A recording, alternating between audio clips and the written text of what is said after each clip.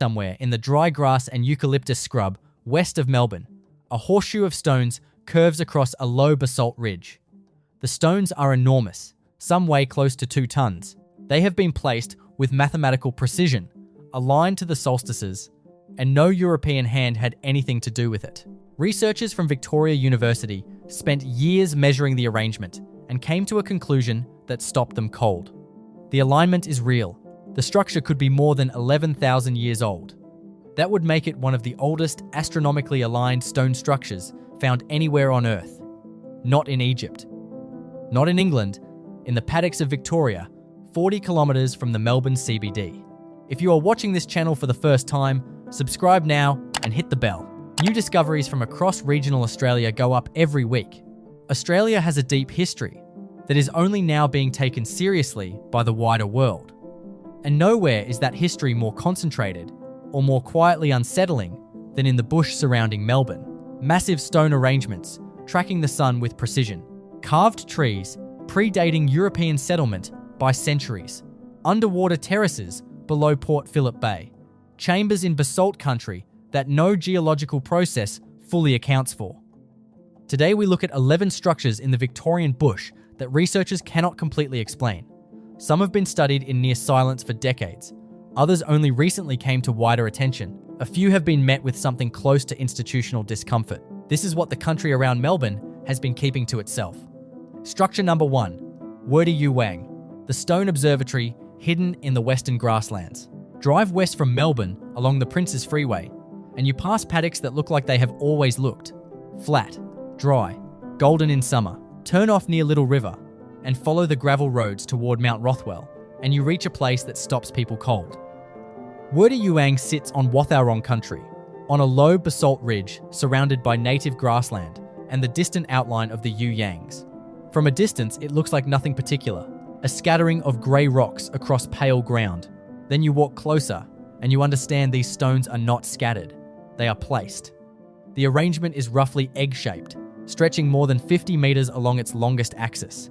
The stones are basalt, the same volcanic rock that forms the plains around them, but they have been moved here, positioned upright, and oriented with a precision that took researchers years to fully measure. The western apex aligns directly with the setting sun at the summer solstice. 2 other stones align precisely with the equinoxes. Work by Victoria University researchers, alongside the Wathaurong Aboriginal Cooperative, confirmed these alignments are not coincidental. The probability of chance placement producing this level of astronomical accuracy is statistically negligible. The dating is where things become uncomfortable. Some researchers have placed Wurdi Youang at more than 11,000 years old.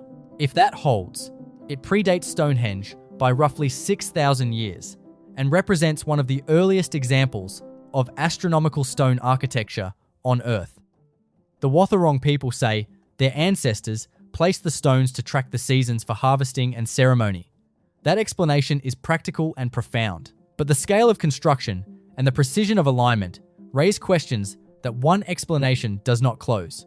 How did a population that older scholarship insisted was purely nomadic engineer a structure of this deliberate astronomical complexity? Wurdi Youang does not answer that. It asks it, in stone, on a windy ridge west of the city. Structure number 2, the Budj Bim aquaculture network, the ancient system that changed everything. In the low volcanic country near Heywood, in southwest Victoria, the land has a particular quality. Lumpy, old. The basalt flows hardened roughly 30,000 years ago, and the Gunditj Mara people have lived here, according to their oral traditions, since the beginning of human memory. For most of Australian colonial history, that claim was treated as mythology. Then archaeologists started digging and found something that was not a campsite. It was a system. Channels cut through solid basalt bedrock, connecting lakes and wetlands across more than 100 square kilometres. Stone weirs directing water flows. Circular stone holding ponds, where eels were kept alive for harvesting or trade. Settlement structures indicating permanent occupation rather than seasonal movement. The carbon dating returned figures that stopped the excavation team. Some components of the Budj Bim network are at least 6,600 years old. Other elements may push further back. Budj Bim rewrote what the world thought it knew about this continent. It proved permanent aquaculture, and engineered water management at landscape scale existed here thousands of years before anyone in Europe gave Australia serious academic attention. UNESCO recognised Budj Bim as a World Heritage Site in 2019, but for decades before that, the knowledge was sitting quietly in the ground. The structures in the basalt tell a story about ingenuity and permanence that the older academic narrative had no room for. Structure number 3. The Youang's carved boulders, marks that do not match the record. The Youyangs rise out of the western plains between Geelong and Melbourne, visible for 30 kilometres on a clear day. Most people who visit come for the walking tracks, the bay views, or the chance of a koala in the ironbark. Very few come looking at the rock surfaces. Some of those surfaces carry marks that have not been satisfactorily catalogued or explained. Grinding grooves are the most common form of rock modification documented across Victoria, and the Youyangs contain confirmed examples. But researchers working in the range have reported a separate category of marking: geometric incisions, patterns of deliberate lines and curves that do not fit the established typology of grinding grooves or the cup and ring marks recorded at other Victorian sites. Some appear deeply weathered, consistent with extreme age. Others occur in positions that would have required considerable effort to access. No funded study has moved to date these marks or determine whether they belong to a tradition not yet formally recognised. The grinding grooves are catalogued. The geometric incisions have been photographed by independent researchers across several decades and left in an academic holding pattern. The marks are there on the granite. The questions they raise are not complicated. The answers remain officially absent. Structure number 4. The hanging rock chambers. What the geology does not fully account for. Hanging Rock near Woodend is one of the most recognisable geological formations in Victoria. The Mamlin of volcanic trachyte erupted through older sediment roughly 6 million years ago, produced the jagged columns and stacked boulders that define the site. The geology is documented, but the interior of the formation has drawn consistent attention from researchers who feel the standard account leaves certain features unexplained. Several internal chambers have floor sections inconsistent with natural collapse, flat and stable, in a way that fallen and settled rock does not reliably produce. Some cavities show concentrated fire use evidence in specific enclosed chambers rather than more accessible open areas nearby, suggesting deliberate selection of particular acoustic and thermal environments. Researchers interested in archaeoacoustics have recorded unusual resonance characteristics in certain chambers. Sounds at specific frequencies inside these spaces carry and amplify in ways inconsistent with random geological formation. The chambers whose floor profiles do not match collapse dynamics, the measurable acoustic properties in specific enclosed spaces, and the deliberate fire evidence in locations producing the strongest resonance effects are details worth sitting with. Hanging Rock is 6 million years of volcanic geology overlaid on country people have walked for at least 65,000 years. The possibility that some of what makes this site feel distinctive is intentional is not as remote as the visitor guidebooks suggest. Structure number 5. The Dandenong Ranges stone alignments. Structures that were never officially catalogued. The Dandenong Ranges east of Melbourne are cool, ferny, and consistently damp. The tourist towns of Belgrave and Sassafras give the ranges a domestic character, but the deeper ridgelines of the Dandenong Ranges National Park contain rock formations that have drawn persistent attention from people without institutional affiliation and without any official study to reference. Several ridgelines in the northern sections of the park carry alignments of medium-sized stones that do not reflect any known local geological process. The Dandenongs are sandstone and sedimentary rock country. Stones here do not naturally arrange in linear runs of consistent spacing across ridge crests. Bushwalkers and independent researchers have photographed these alignments across several decades. Some documented runs extend more than 30 metres. The stones are consistently sized, consistently spaced, and in documented cases oriented toward natural sightlines across the Yarra Valley below. The Wurundjeri Woi-wurrung people are the traditional custodians of this country, and their oral traditions describe a connection to the Dandenong Ranges extending across tens of thousands of years. Whether the stone alignments are remnants of traditional land management, ceremonial boundary markers, or something else entirely, no funded research has attempted to determine. The stones remain on the ridgelines. The question of who placed them remains officially unasked. Structure number 6. The Tyrendarra landscape, where stone roads appeared in the paddocks. West of Port Fairy and north of the Coast Highway, the flat volcanic country around Tyrendarra has a quality that takes a moment to identify. Then you look at the ground and it becomes clear. Arranged across paddocks and into remnant scrub are long linear features made of stacked basalt. They run in roughly parallel lines. They intersect. They form enclosures. They have been here, largely unexamined by the broader research community, for longer than the towns around them. The Tyrendarra stone arrangements connect to the Gunditjmara landscape system that includes Budj Bim. Archaeologists who have examined the area describe certain features as components of the same engineered water management network documented further north. But some researchers point to elements going beyond hydraulic function, stone rows running away from water sources into elevated country, enclosures on rises with no connection to any waterway, linear features extending for kilometers without terminating at any pond, weir, or channel. The Gunditjmara traditional owners describe the Tyrendarra landscape as a living cultural document, each stone placed with knowledge and intention that colonial surveys never understood. A protected area at Tyrendarra covers part of the landscape. The full extent of the stone features, and what they represent beyond the aquaculture function already formally acknowledged, remains a matter of active discussion rather than settled knowledge. Structure number 7. The Cape Otway coastal rock platforms. Formations at the southern edge. The coast at Cape Otway is dramatic. The lighthouse marks the point where Bass Strait meets the Southern Ocean, and the seas here have wrecked more ships than almost any other stretch of Australian coastline. Below the lighthouse and along the rock platforms from the Cape, the layered limestone and sandstone of the Otway region tell a readable geological story. In certain sections of the platform, at lower tidal levels, features appear that researchers have struggled to account for within standard frameworks. Flat sections of coastal platform carry linear scoring marks at intervals, inconsistent with natural wave erosion. Small basin features recur at spacings that do not match the solution holes produced by seawater chemistry acting on carbonate rock.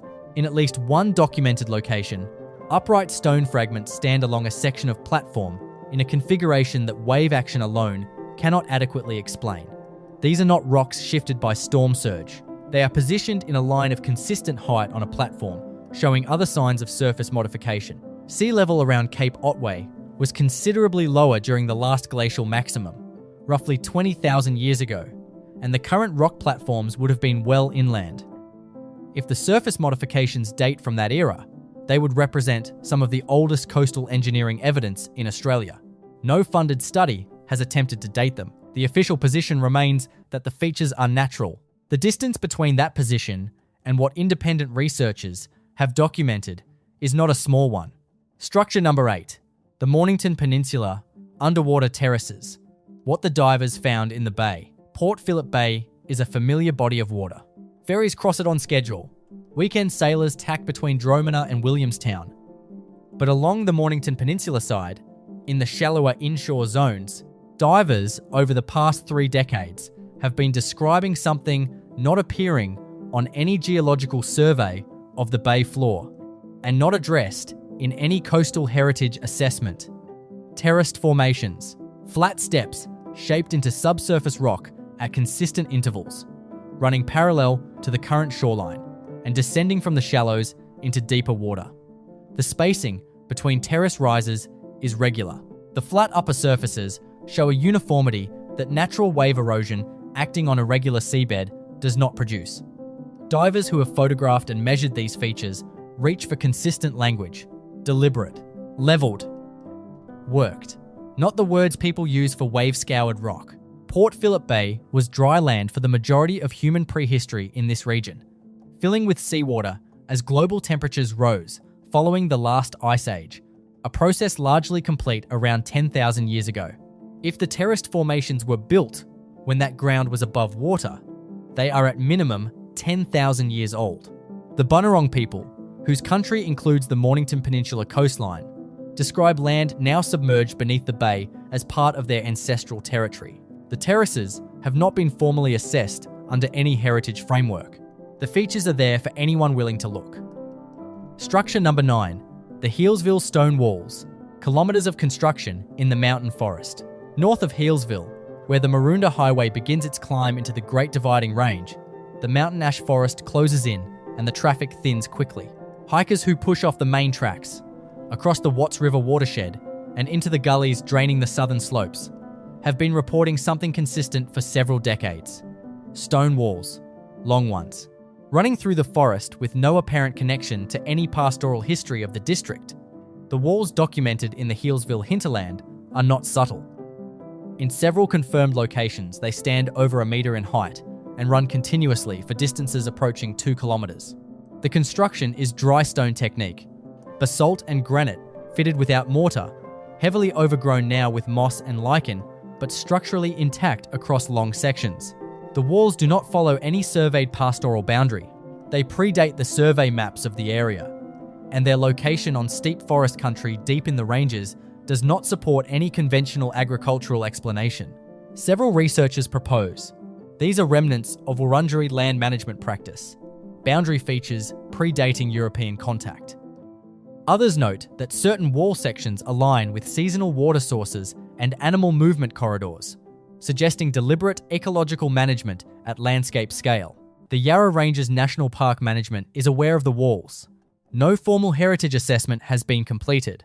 The walls do not appear in any publicly accessible land management document. In the forest, under the mountain ash, they keep standing without explanation or protection. Structure number 10, the Grampians carved chambers. Ancient art in contexts that raise further questions. The Yarra Ranges, known in European cartography as the Grampians, contain the highest density of Aboriginal rock art in southeastern Australia. This is documented and celebrated through the Brambook Living Cultural Centre at Halls Gap.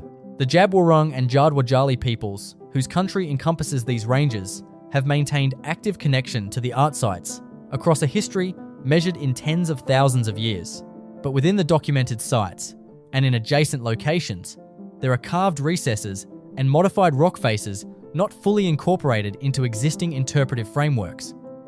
Several sandstone overhangs in the central Grampians contain not only the painted imagery formally catalogued, but carved alcoves functioning in specific acoustic ways. The recesses occur at particular heights relative to the shelter floor. Sound produced inside them, whether voice or percussion, resonates and amplifies in ways extending the carrying range of that sound beyond what the unmodified space would allow. Researchers in archaeoacoustics have noted that this pattern, high concentrations of visual art coinciding with unusual acoustic environments, appears across multiple continents and appears to be non-random. Whether the carved recesses were selected for pre-existing acoustic properties or modified to enhance them cannot be established with confidence. What is established is that the combination of sophisticated visual art, carved recesses producing measurable acoustic amplification, and a landscape of exceptional natural scale represents cultural complexity that colonial-era heritage assessments never accounted for. The chambers are in the rock.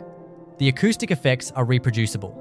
What they were designed to achieve is still, in honest assessment, incompletely understood. Structure number 11. The Sunbury basalt rings, the feature that keeps being rediscovered. North of Melbourne, on the flat basalt plains between Sunbury and Diggers Rest, the land is open enough that any surface feature registers clearly against the horizon.